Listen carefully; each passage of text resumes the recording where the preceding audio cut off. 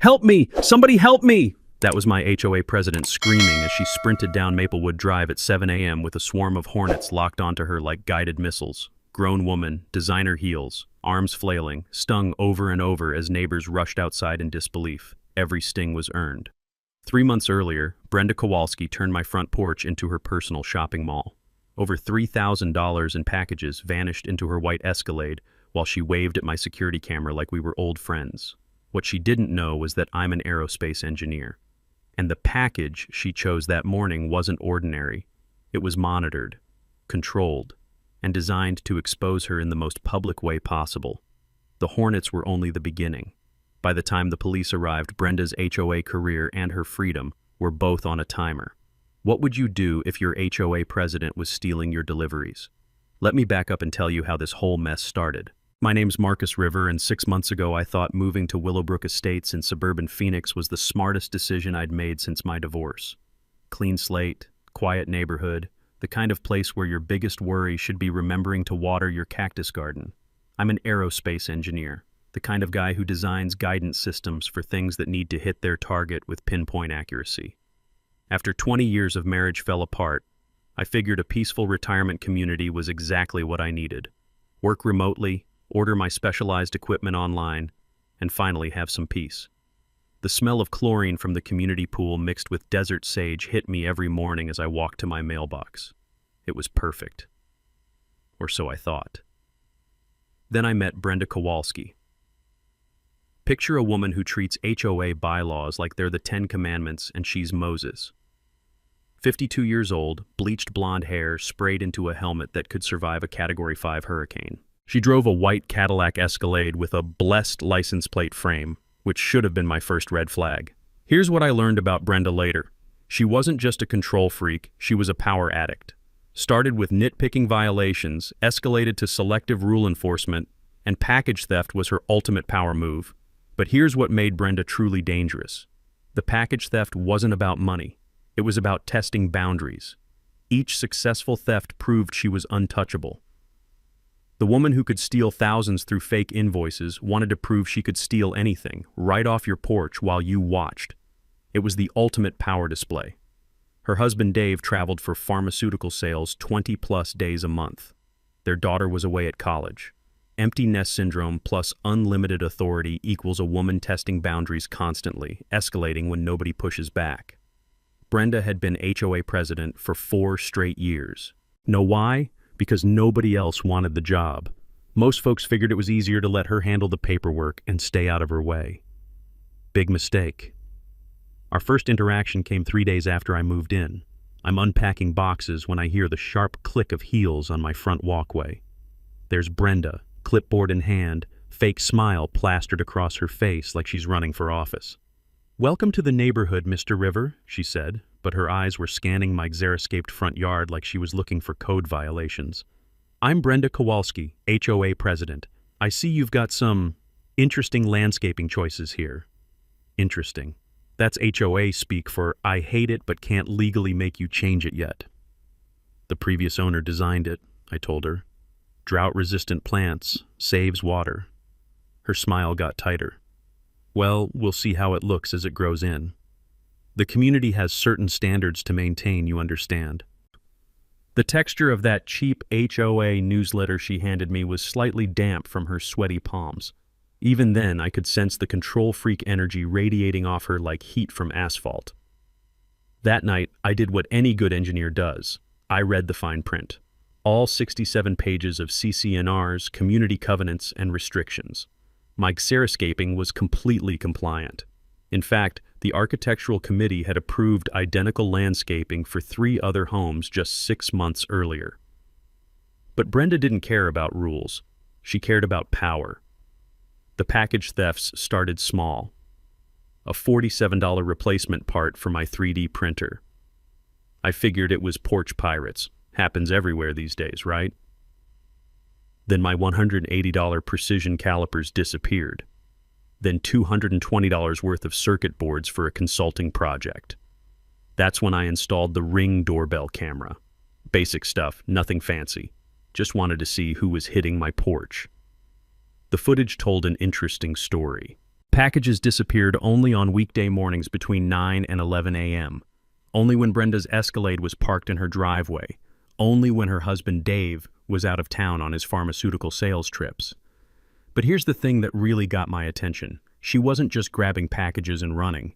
This woman was examining the shipping labels first, weighing them in her hands like she was shopping at the grocery store, picking and choosing what looked valuable enough to steal. The day I caught her red-handed changed everything. I'm working in my home office when I see her white Escalade pull up to my mailbox. Brenda gets out, walks straight to my porch, picks up a package containing $350's worth of microprocessors for a defense contract, and starts walking back to her car. I threw open my front door. "Excuse me, Brenda, that's my package." She froze like a deer in headlights, clutching my property against her chest. For about 3 seconds. Then that fake smile came back. "Oh, Marcus, I was just checking this for you. Sometimes packages get misdelivered, and as HOA president, I like to make sure everyone gets their items safely." The woman was standing next to my mailbox, which clearly displayed my house number, holding a package addressed to Marcus River at my exact address. But she doubled down on the lie. "I'll just take this to the office for safekeeping until you get home." That's when I realized this wasn't about packages. This was about power, control, and a woman who'd gotten so comfortable stealing from her neighbors that she thought she could lie her way out of anything. I held out my hand. "I'm home now. I'll take it." She handed it over, but I could see the calculation in her eyes. How dare this new resident question her authority? How dare he not play along with her obvious lies? 2 days later, I got my first violation notice. Non-conforming xeriscaping inconsistent with community aesthetic standards. $50 a day until corrected. Now the war was officially on. Brenda's first big mistake was thinking she could bully an engineer who had way too much time on his hands and serious trust issues from a messy divorce. Her violation notice cited CCNR Section 4.7 about landscaping promoting community aesthetic standards. So I did what any logical person would do. I read Section 4.7, then I read it again, then I cross-referenced it with the Architectural Committee minutes from the past 2 years. Know what I found? The exact same xeriscaping design had been approved for 3 other homes in 2023. Sarah Martinez on Cottonwood Lane, the Johnsons on Desert View Drive. Even Brenda's next-door neighbor had identical drought-resistant landscaping that she'd never said a word about. I spent the next week documenting everything. Printed photos of every similar yard in the neighborhood, pulled property records showing when landscaping was installed, found the original Architectural Committee approvals, even discovered that Arizona state law encourages xeriscaping for water conservation. The smell of toner and fresh paper filled my home office as I printed enough evidence to choke a horse. My coffee maker worked overtime during those 5 a.m. research sessions, the bitter aroma mixing with my growing determination to beat this woman at her own game. Then I learned something interesting about Arizona HOA law. Statute 33-1903 requires that violations be reasonable and enforced uniformly. Selective enforcement can void all fines and expose board members to personal liability for harassment. Here's the takeaway. If your HOA only enforces rules against people they don't like, they've just handed you a legal sledgehammer to demolish their entire case. Armed with this knowledge, I requested a hearing with the Architectural Committee, showed up with my stack of documentation, and laid it all out. Same plants, same design, same committee that had approved identical landscaping multiple times before. The committee chair, a nervous guy named Steve who clearly wanted to be anywhere else, looked through my evidence for about 30 seconds before clearing his throat. "Well, it appears there might have been some inconsistency in how this was handled. We'll need to withdraw the violation." Brenda's face went through more color changes than a mood ring, but she couldn't argue with her own committee's previous approvals. Victory, right? Wrong. 2 days later, I got a new violation notice. Non-conforming window treatments visible from street view. Apparently my standard white mini blinds, the same ones that came with the house and matched every other house in the neighborhood, were now a community aesthetic crisis. That's when I realized this wasn't about rules at all. This was personal. Brenda had decided I was a threat to her little kingdom, and she was going to use every petty regulation in the book to make my life miserable. But here's what she didn't know about engineers. We love solving problems. And Brenda Kowalski had just become my most interesting problem yet. I started attending HOA board meetings, brought printed copies of the actual CC&Rs and highlighted the relevant sections, asked uncomfortable questions about selective enforcement and legal liability, requested financial reports and meeting minutes that should have been public record anyway. The meetings were held in the community center, a beige box that smelled like industrial carpet and broken dreams. Usually it was just Brenda and 5 residents who'd been bullied into serving on the board. After I started showing up, attendance jumped to 15, then 20 people. Turns out I wasn't the only one with Brenda problems. Sarah Martinez whispered to me after one meeting that she'd had 3 packages disappear in the past month. The elderly Johnsons mentioned that their grandson's birthday gift never arrived, even though tracking showed it was delivered. But when I suggested we discuss package security at the next meeting, Brenda shut it down faster than a casino closing time. Individual delivery issues aren't appropriate for board discussion. Residents should contact their carriers directly. She was protecting her operation, and now I knew it was bigger than just my stuff. That weekend, I upgraded my security system. Not just the basic Ring doorbell, I installed a cellular backup camera with motion detection and cloud storage. No more convenient maintenance windows when footage mysteriously disappeared. And I started ordering decoy packages. Cheap stuff made to look expensive. If someone was shopping from my porch, I wanted to give them plenty of opportunities to make mistakes. The trap was set. Now I just had to wait for Brenda's greed to outweigh her caution. 3 weeks later, my patience paid off in the most spectacular way possible. I'm working from my home office when I get a motion alert on my phone.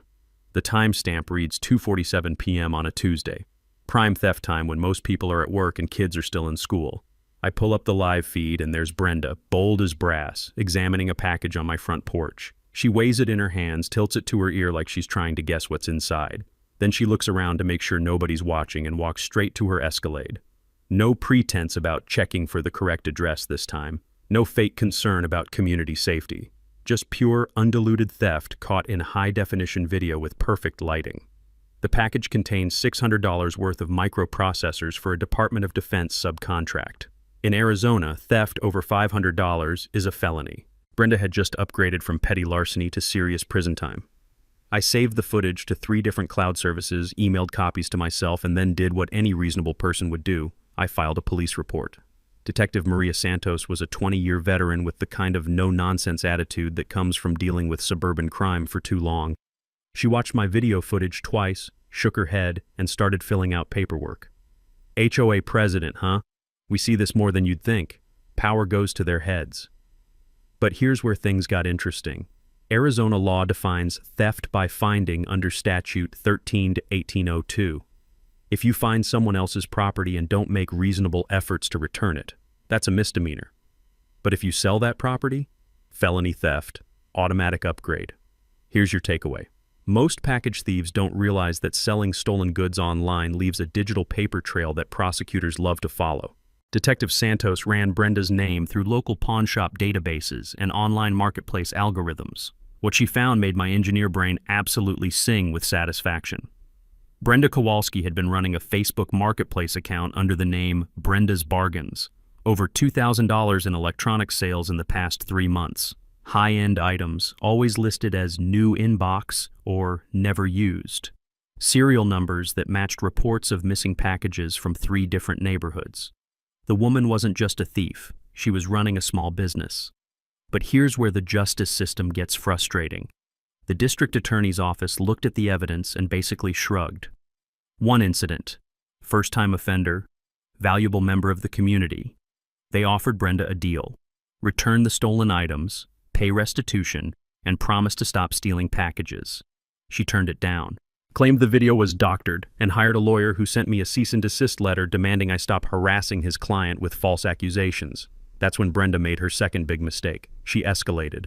Emergency HOA board meeting called with 48 hours notice. Agenda item, discussion of resident use of surveillance equipment for harassment purposes. Translation. Brenda wanted to ban security cameras so she could steal packages without being recorded. The meeting was packed. Word had gotten out about the package thefts and 30-plus residents showed up demanding answers. You could cut the tension with a knife, or in this case, with the sound of Brenda's heels clicking nervously on the community center's tile floor. Certain residents, she began, never looking directly at me, have been using surveillance equipment to spy on their neighbors and create a hostile environment. That's when Mrs. Johnson, all 83 years old and 5 feet nothing, stood up and interrupted her. "Are you talking about the cameras that caught you stealing packages, dear?" The room went dead silent.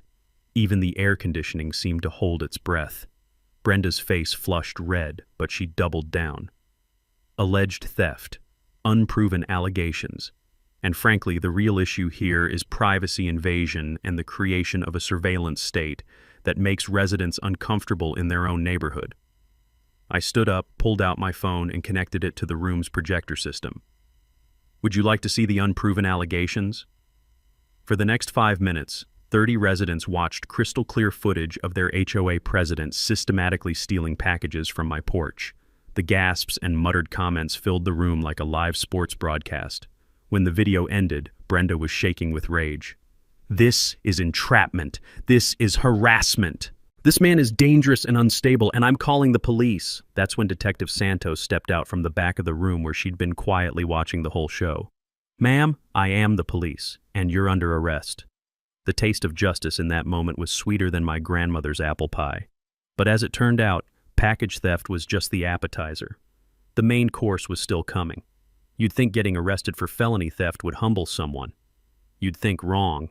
Brenda made bail within 6 hours and came back swinging like a cornered wildcat. If I thought she was vindictive before, I was about to learn what real vindictiveness looked like. First, she filed a complaint with the Arizona Corporation Commission claiming I was running an illegal business from my residential address. My crime? Doing freelance engineering consulting from my home office, which was completely legal and properly licensed. Then she contacted the IRS with an anonymous tip about unreported income from my consulting work, every penny of which was properly documented and taxed, but try explaining that while you're being audited. But her masterpiece was calling Adult Protective Services with concerns about dangerous chemicals and explosive materials being stored in a residential area near children and elderly residents. She was referring to my engineering supplies, standard electronics components, cleaning solvents, and 3D printer materials that you can buy on Amazon.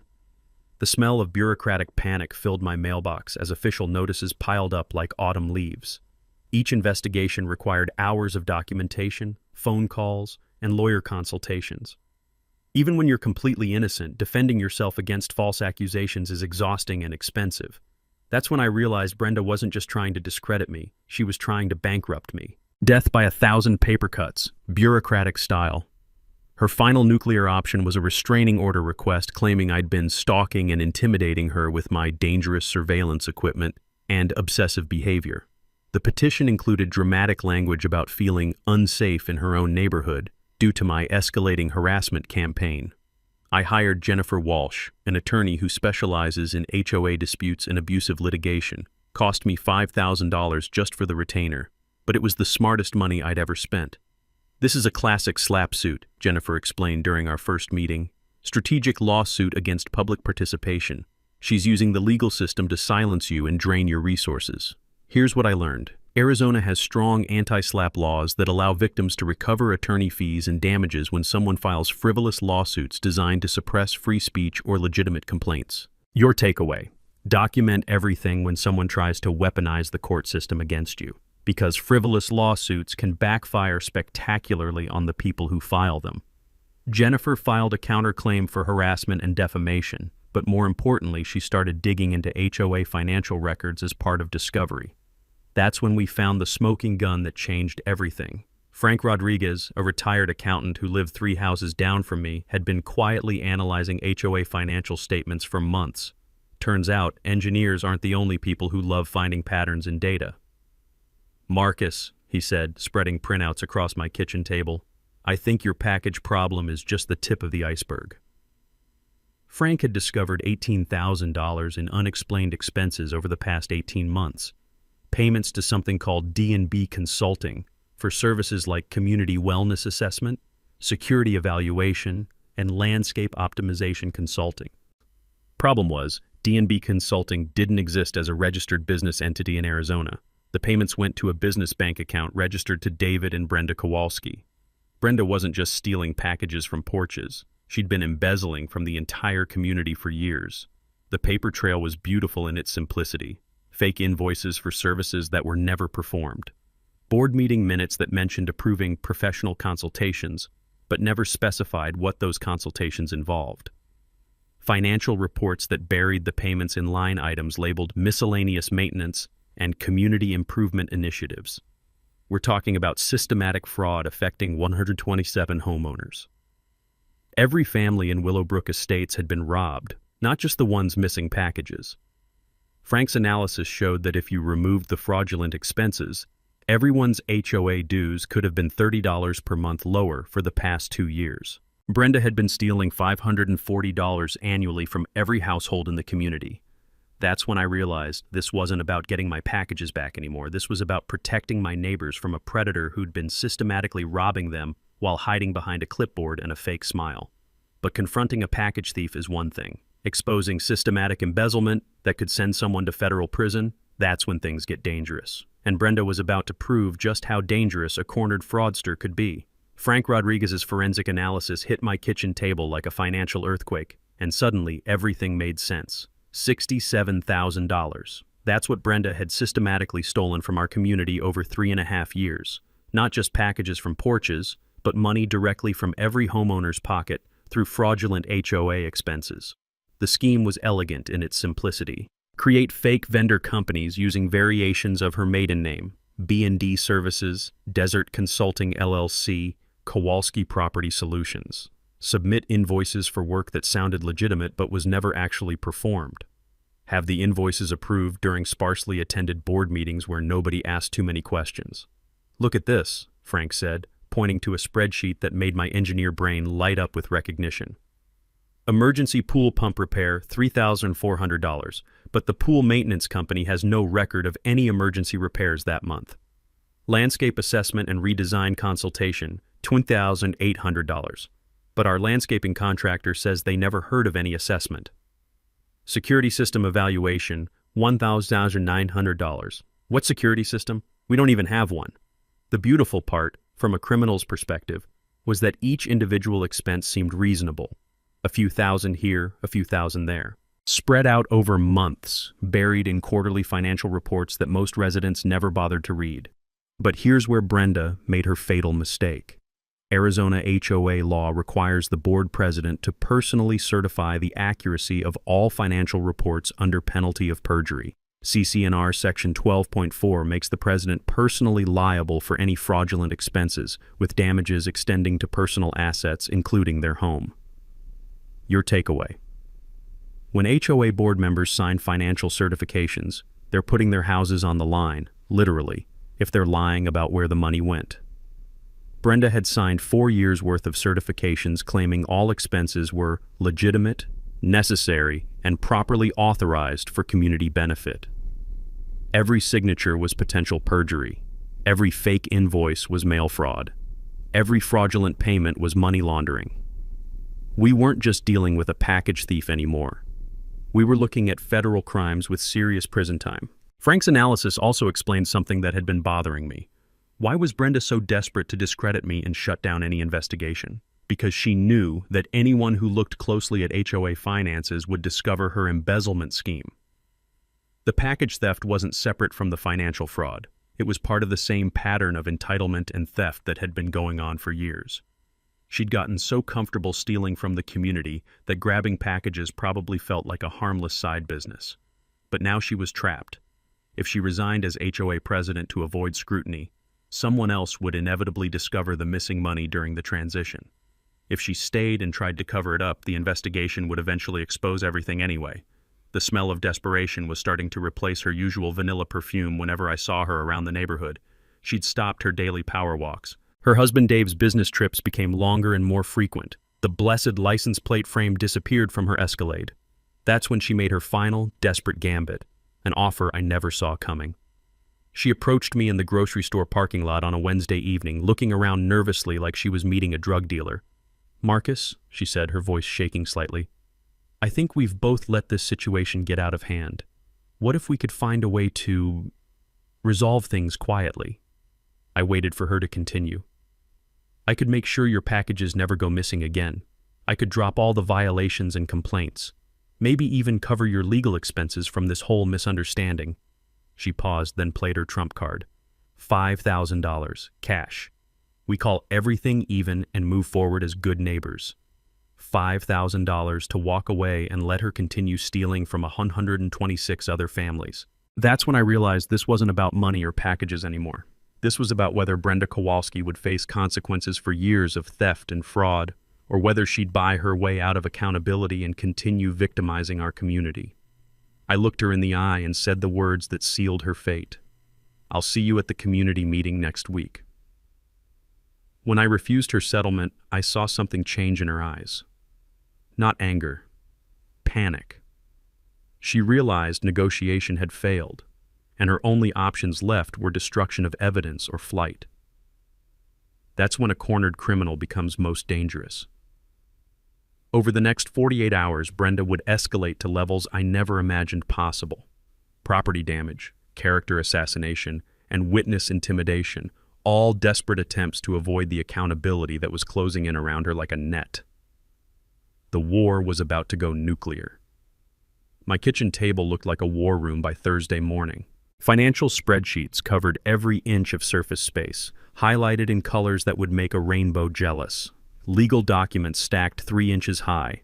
Engineering schematics for what would become the most satisfying package trap in suburban history. But the centerpiece was my laptop screen, displaying the design specs for Operation Hornet Justice. See, when you're an aerospace engineer who specializes in guidance systems, you don't just get mad, you get methodical. And methodical was exactly what this situation required. Jennifer Walsh, my attorney, had mapped out our legal strategy like a military campaign. Criminal referral to the state attorney general for the embezzlement charges, civil lawsuit for restitution and damages, and the coup de grace, irrefutable evidence of package theft that would make any jury convict her in about 30 seconds. The financial fraud is solid, Jennifer said during our strategy session. But package theft caught on camera? That's what will make this case absolutely bulletproof.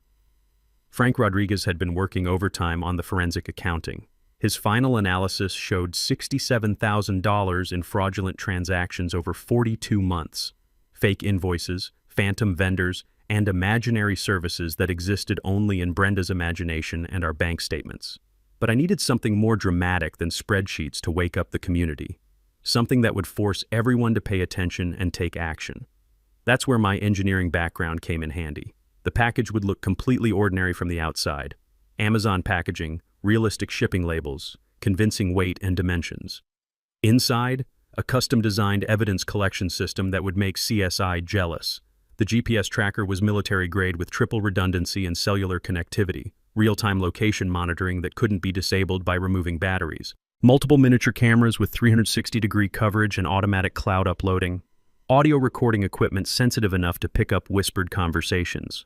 Even if Brenda destroyed the package, the evidence was already uploaded to secure servers in 3 states. And the pièce de resistance, a remote-controlled release mechanism connected to a chamber containing trained hornets from a professional pest control supplier. The hornets were the key, non-lethal but angry enough to create a spectacle that would be impossible to ignore or explain away. Professional pest control specialists assured me the hornets were trained for non-lethal crowd dispersal, designed to discourage, not injure. Medical team was on standby, and all safety protocols followed to ensure this remained evidence gathering, not assault. The goal was public accountability, not physical harm. When Brenda moved the package more than 50 feet from my property, the GPS would trigger an automatic release. Hornets don't kill people, but they sure make them run fast and scream loud. Loud enough for the whole neighborhood to witness Brenda's final moment of accountability.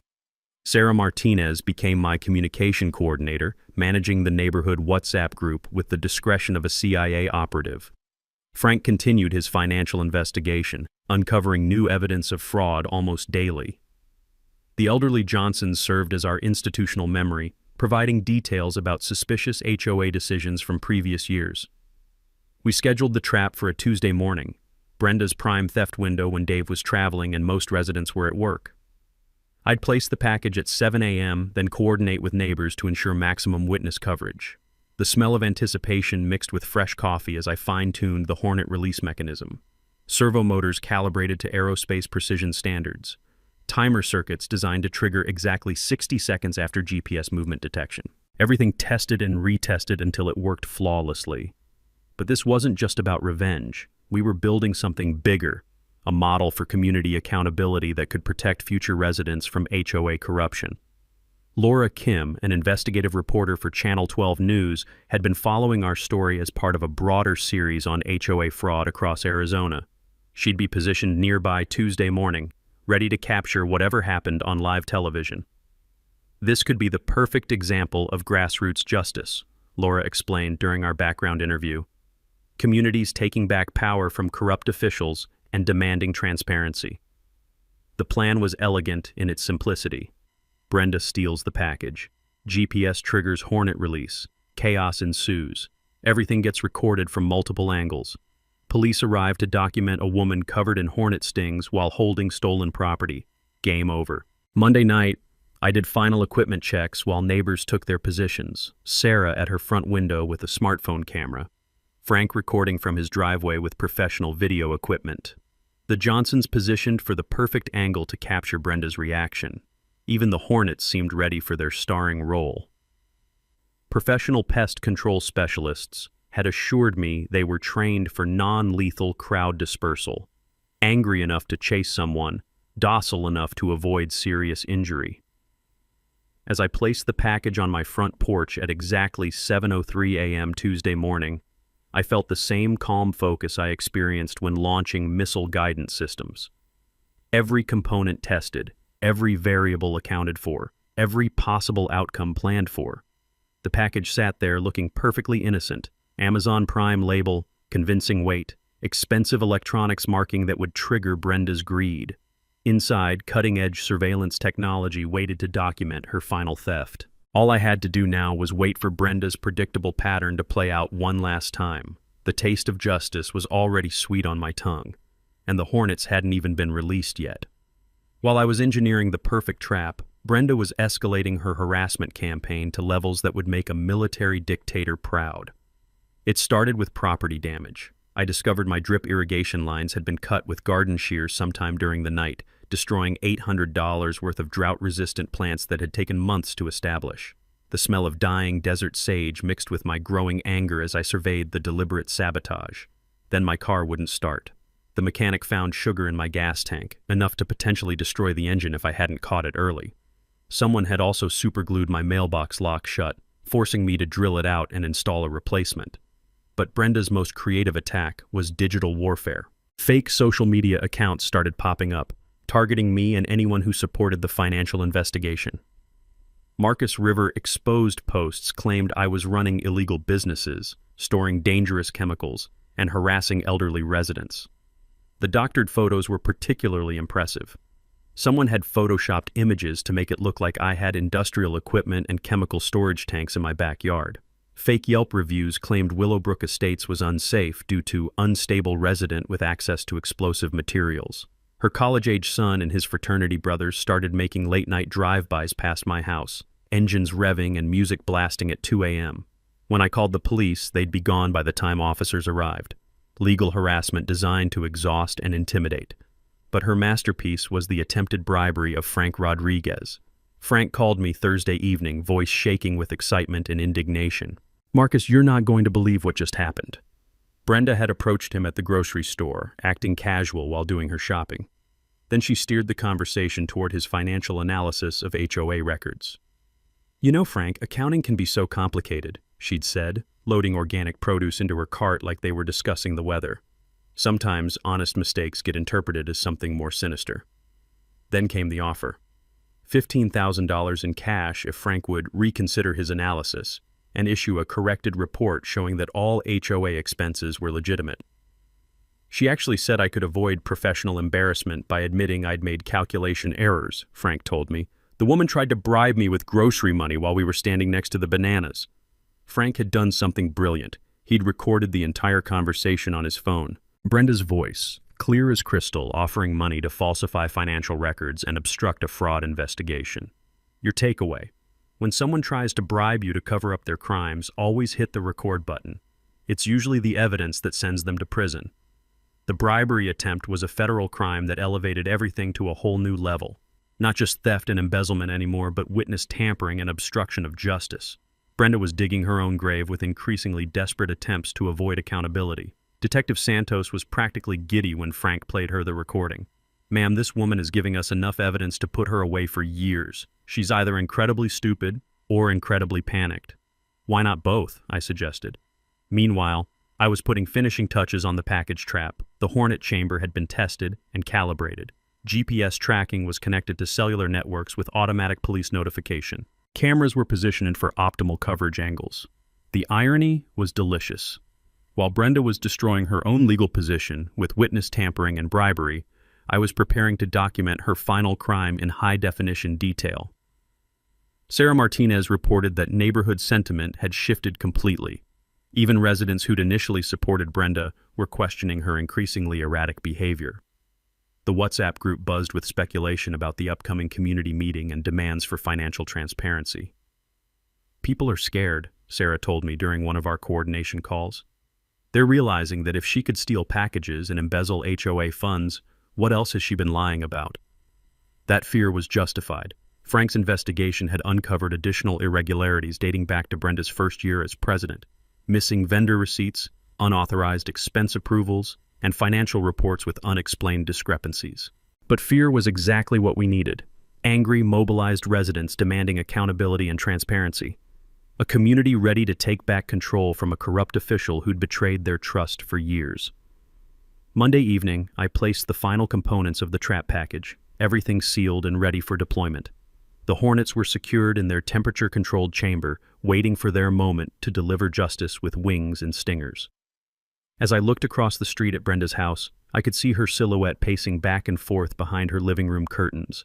The woman who'd terrorized our neighborhood for years was about to face consequences that would make her running sprint down Maplewood Drive look like a leisurely jog. The trap was set, the community was watching, and Brenda's greed was about to destroy her life in the most public way possible. Monday night felt like Christmas Eve, if Christmas involved elaborate revenge plots and trained hornets. Brenda's desperation had reached new heights over the weekend. She'd filed an emergency restraining order claiming I was a dangerous stalker with access to explosive materials, who posed an imminent threat to community safety. The petition included dramatic testimony about feeling terrorized in her own neighborhood by my escalating harassment campaign. The woman actually claimed I'd been conducting surveillance with military-grade equipment and making threatening gestures during neighborhood encounters. Pure fiction, but effective enough to get a temporary order while we waited for a hearing. Her lawyer, Dave's golf buddy who specialized in personal injury cases, had clearly been coaching her on victim language. The restraining order petition read like a Hollywood thriller. Petitioner fears for her physical safety and believes respondents' behavior is escalating toward potential violence. But her fatal mistake was vandalism masquerading as evidence creation. Sunday evening, someone threw rocks through her own front windows and spray-painted "thief" on her garage door. Brenda called police claiming I'd escalated to property destruction and left threatening messages on her home. Problem was, Sarah Martinez had been testing her new security camera system that weekend. Her footage clearly showed Brenda throwing the rocks herself at 11:47 p.m., then spray-painting her own garage while looking around nervously to make sure no neighbors were watching. The woman had literally vandalized her own property to frame me for domestic terrorism. Detective Santos watched Sarah's footage with the weary expression of someone who'd seen every type of suburban crime imaginable. "Ma'am, filing false police reports is a felony. This woman is determined to add charges faster than we can process them." But the fake vandalism served Brenda's real purpose. It gave her justification to stay home from work Tuesday morning to deal with police reports and security concerns, which meant she'd be available during prime package theft hours for the first time in weeks. My trap couldn't have asked for better timing. At 7:03 a.m. Tuesday, I placed the package on my front porch with the reverent care of someone handling plutonium.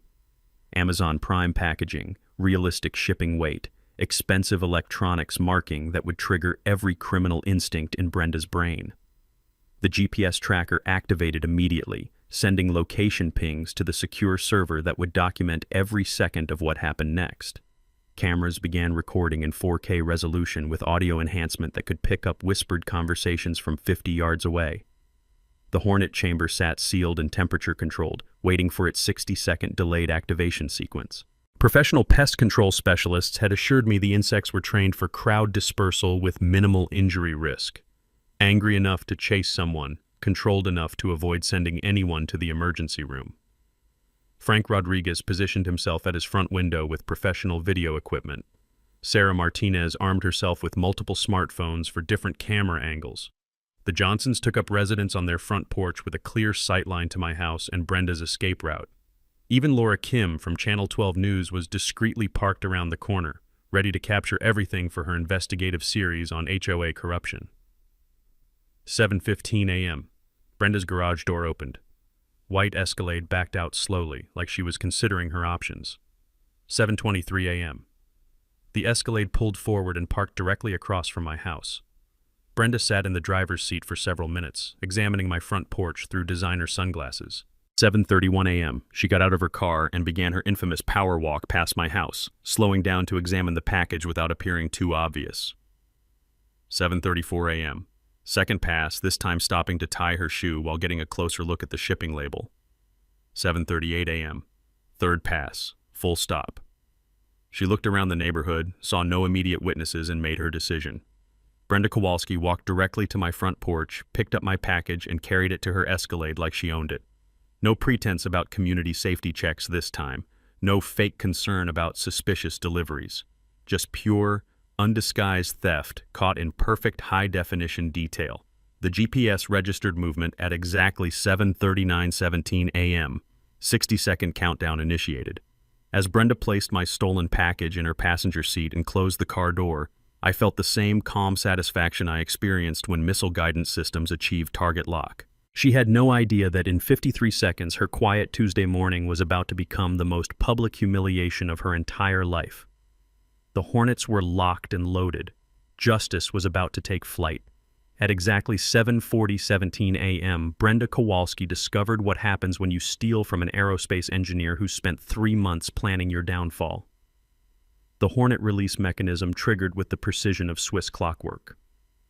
A soft mechanical whir from inside the package, followed by an angry buzzing sound that filled Brenda's Escalade like a miniature air raid siren. Her reaction was immediate and spectacular. "What the hell? Oh God, what are those?" The GPS tracker showed her car door flying open as the first Hornets emerged from their chamber, disoriented but highly motivated to defend their territory. Brenda tumbled out of her driver's seat, still clutching my stolen package, as more insects poured out in a perfectly controlled swarm. "Help me! Somebody help me!" That beautiful scream echoed down Maplewood Drive as Brenda dropped my package and started running in designer heels like her life depended on it. The Hornets, following their training for crowd dispersal, locked onto her movement and pursued her down the street in formation that would make an air show pilot proud. Frank Rodriguez got it all on video. Sarah Martinez captured multiple smartphone angles. The Johnsons provided live commentary that sounded like they were calling a horse race. "Oh my stars! Look at her go! Those heels are clicking like a tap dancer!" Within 90 seconds, every neighbor within 3 blocks had rushed outside to witness the spectacle. Brenda Kowalski, pillar of the community and self-appointed neighborhood dictator, sprinting down the street at 7:41 a.m. while being chased by a cloud of angry insects. The smell of her vanilla perfume mixed with pure panic as she ran past my front window, arms flailing like a scarecrow in a hurricane. Her perfectly arranged hair came undone. Her pink bathrobe billowed behind her like a cape, and her face displayed the kind of terror usually reserved for horror movies. Detective Santos arrived within 4 minutes, exactly as programmed by the automatic police notification system. She found Brenda cowering behind the Martinez's mailbox, swatting at the remaining Hornets while hyperventilating about assault with dangerous insects and elaborate criminal conspiracy. "Ma'am," Detective Santos said calmly, "we need you to come with us for questioning regarding theft of mail matter, embezzlement, and witness tampering. You have the right to remain silent." Laura Kim's news van pulled up just as Brenda was placed in the patrol car. Live television coverage of an HOA president being detained while covered in hornet stings and surrounded by stolen evidence. It was everything she'd hoped for and more. Formal charges were filed the next morning after a complete evidence review, but the investigation that started with Hornets had already documented years of systematic fraud. But the real climax came that evening at the emergency community meeting. The community center was packed beyond capacity with 127 residents, every single homeowner in Willowbrook Estates. Police officers flanked the entrance. News cameras lined the back wall. The air tasted like collective anger and demand for accountability. Frank Rodriguez presented his complete financial analysis using the room's projector system. $67,000 in systematically stolen funds over 4 years. Fake vendors, phantom services, and fraudulent invoices that had robbed every family in the neighborhood. Then I played the synchronized video footage from that morning's package theft. Multiple camera angles showing Brenda's theft, the GPS activation, Hornet release, and her panicked sprint down the street. The room erupted in gasps, nervous laughter, and scattered applause. When the videos ended, I stood to address my neighbors, the same people who'd watched Brenda terrorize our community for years. 3 months ago, I thought this was about stolen packages, I said, looking around the room at faces I'd come to know and respect. But it was never about packages. It was about power, control, and a woman who thought she could steal from all of us because we were too afraid or too busy to fight back. I paused, letting that sink in. Brenda Kowalski called me dangerous and unstable. She tried to destroy my reputation and divide our community with lies and harassment. But here's what she never understood. This neighborhood is stronger than her greed. You built your own trap, Brenda. I just documented it. The standing ovation lasted 3 minutes. Unanimous vote to remove Brenda from all HOA positions and pursue maximum civil damages. Emergency board election scheduled with candidates who'd pledged complete financial transparency, as Detective Santos announced that formal charges would include embezzlement, mail theft, witness tampering, and filing false police reports. She looked back at the packed room of residents who'd taken back their neighborhood. This, she said, loud enough for everyone to hear, is what accountability looks like, and sometimes it comes with wings. 6 months later, I'm standing in the same community center where Brenda's reign of terror finally ended, watching the second annual Willowbrook Unity Festival unfold around me. The criminal justice system worked exactly as designed. Brenda pleaded guilty to multiple felonies to avoid trial: embezzlement, mail theft, witness tampering, and filing false police reports. 24 months in state prison plus full restitution of $67,000. Her husband Dave got 18 months probation for money laundering and conspiracy. Both were permanently banned from serving on any Arizona HOA board, a restriction that should probably be tattooed on their foreheads as a public service. The civil lawsuit recovered $54,000 through asset seizure, insurance claims, and the forced sale of Brenda's white Escalade. The remaining $13,000 shortfall was covered by a special assessment that residents voted for unanimously, considering it a small price for permanent accountability. Our community transformed completely. Monthly HOA meetings now average 40-plus attendees focused on positive neighborhood improvements instead of avoiding conflict. We implemented quarterly financial reports with independent audits, open bidding for all contractor services, and rotating board leadership that prevents any one person from accumulating too much power. Frank Rodriguez became our volunteer financial oversight coordinator, teaching other residents how to read budgets and spot red flags before they become major problems. Sarah Martinez won election to the reformed HOA board, focusing on family-friendly programming and transparent communication. The elderly Johnsons became our community historians, documenting our transition from dictatorship to democracy as an example for other neighborhoods facing similar problems. But the real transformation was personal. I'd moved to Willowbrook Estates, hoping for quiet anonymity after my divorce. Instead, I found purpose, community, and friendships that will last the rest of my life. My engineering background, which Brenda had tried to weaponize against me, became the foundation for solving our collective problem. Sometimes, the skills that make you different are exactly what your community needs most. The Hornet trap became internet legend, spawning countless memes and inspiring similar accountability efforts across the country. Justice with Wings entered the suburban vocabulary as shorthand for creative problem-solving and standing up to bullies. Laura Kim's investigative series won a state journalism award and led to documentary coverage of HOA corruption nationwide. Our story became a case study in business schools about organizational fraud and whistleblower protection. More importantly, our success influenced Arizona legislation requiring independent audits for large HOA communities and stronger oversight of board financial decisions. The Attorney General established a task force specifically to investigate HOA fraud, using our case as a training model. The recovered funds helped launch 3 community initiatives that continue benefiting residents today. The Willowbrook Integrity Scholarship provides college funding for students pursuing careers in public service, accounting, or engineering, fields requiring ethical decision-making and technical expertise. Our desert conservation project replaced water-intensive common area landscaping with drought-resistant native plants, creating a demonstration site that attracts visitors from across the Southwest. The annual Unity Festival celebrates neighborhood resilience while showcasing local businesses and community organizations. Standing here watching children play while adults discuss local issues with mutual respect and genuine collaboration, I'm reminded that the best revenge isn't getting even. It's making sure the problem never happens again. We didn't just catch a thief or expose a fraudster. We built a community that can't be stolen from, intimidated, or divided by people who mistake authority for power. The taste of justice turned out to be sweeter when shared with neighbors who'd become friends, and problems that seemed impossible alone became opportunities for collective action. Sometimes karma does come slowly, but when it arrives with precision engineering and community support, it's worth the wait. If you're dealing with HOA nightmares, neighborhood bullies, or any abuse of power in your community, remember this: documentation beats confrontation, neighbors beat dictators, and sometimes the most satisfying justice is the kind that brings people together instead of tearing them apart. Drop your worst HOA horror story in the comments below. Let's build a movement for accountability, one neighborhood at a time. And if you enjoyed watching Brenda get her comeuppance, hit that subscribe button and notification bell.